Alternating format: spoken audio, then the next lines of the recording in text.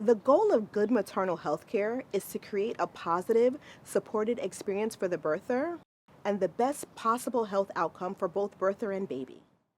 But what exactly does maternal health mean? And how do you know where to go for help? Stay tuned. We're breaking it down. Okay, so let's talk a little bit about mental health, if you don't mind. I don't mind. That's my jam.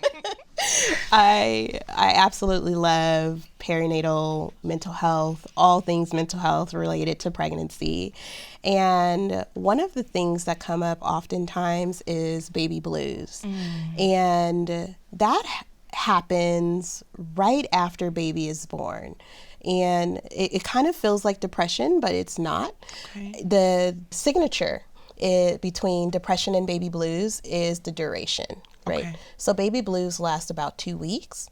And after those 2 weeks, it just mysteriously disappears. So I know with my second baby, I definitely was experiencing baby blues. I had 2 kids under 2, and I had these feelings of, wow, why did I bring a kid into this world?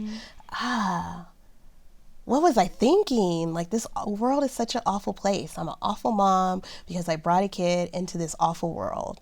And it was just feelings of doom and gloom. One day I woke up and it was gone. That is the difference between baby blues and depression. Depression does not just go away one day when you wake up. So after that 2 weeks, what does that look like? After that 2 weeks and you're still feeling that way, it is definitely time to go see a provider. Okay. Right? And what you do when you go see your provider is a screening. They will do a screener called the Edinburgh, which is a depression scale.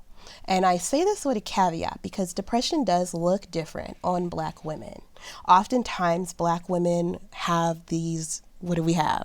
Superwoman complex. Superwoman case, we have a superwoman complex. We can do it all. We can handle it all. Everything is no problem. There's just like this feeling of no one is going to tell me that I'm depressed. I'm not depressed. I have to keep going because I'm holding it all together, right?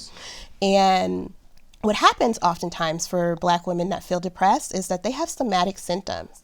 And by somatic symptoms, I mean they feel fatigue, they have headaches, they have stomach aches, and they've gone to a provider and there's no reason for it. It's a somatic symptom of depression. And there's more research coming out that that is how we hold depression in our bodies. Whereas someone else might have a hard time getting out of bed. They may not be able to do things that they once enjoyed doing. Ours are different because we have this need that we have to go do. So we are going to get out of bed. I've read that even sometimes Black women, when they feel depressed, they do something that's achieving. So they're going to go to school. They're going to do something to feel that sense of accomplishment. To feel a sense of accomplishment because we have this superwoman complex. So depression definitely looks different. But also, it's okay for us to hang up our cape, right? We don't have to walk around saving everybody. Like, when you're sitting in a plane, what do they tell you to do? Help yourself first. Help yourself first. Put your mask on first and then put on that child's mask that's sitting next to you, right? So how are we supposed to help ourselves?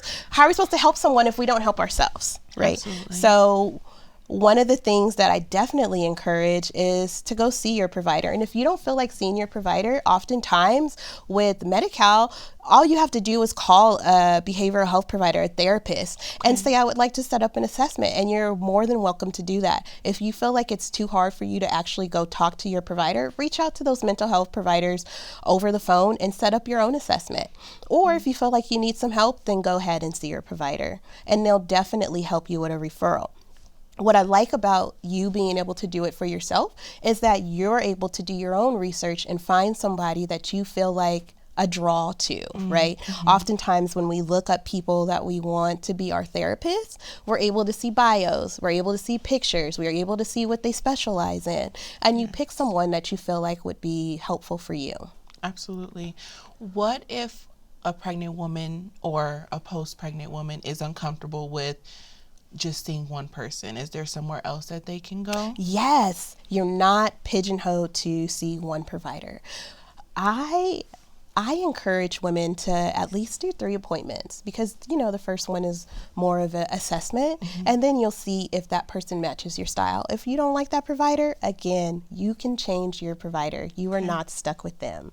You find someone else, and you keep finding until you find someone that you feel like you could talk to and be comfortable with for several sessions, right? Usually therapy is once a week, so you want to feel comfortable with the person that you choose. And that's one of the beautiful things about therapy too, is that you get to choose who your therapist is.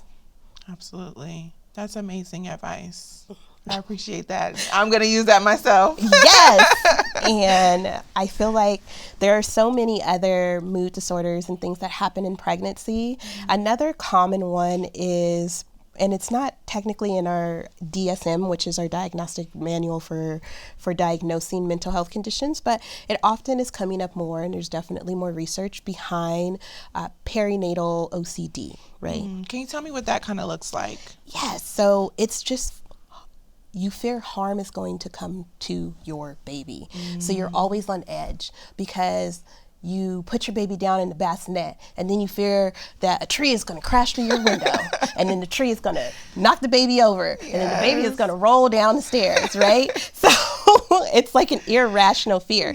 So then you do things out of that irrational fear to protect the baby. So you move the bassinet away from the window because if it's not by the window, then no harm can come to my baby. No harm can come from my baby. Okay. So you move it, or you'll have a fear, I'm going to fall down the stairs while I'm holding my baby, and we're just going to roll, and then I'm going to roll on top of my baby, and I'm going to hurt my baby.